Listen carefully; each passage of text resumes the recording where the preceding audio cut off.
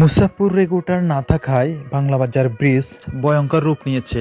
আপনারা দেখতেছেন, আপনারা যে জায়গাটি দেখতেছেন এটি বাংলা বাজার ব্রিজের মাঝখানে অবস্থিত।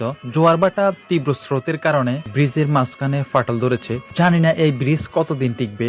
গত কয়েকদিন ধরে জোয়ার ভাটার কারণে ব্রিজের আশেপাশে ভয়ঙ্কর রূপ নিয়েছে।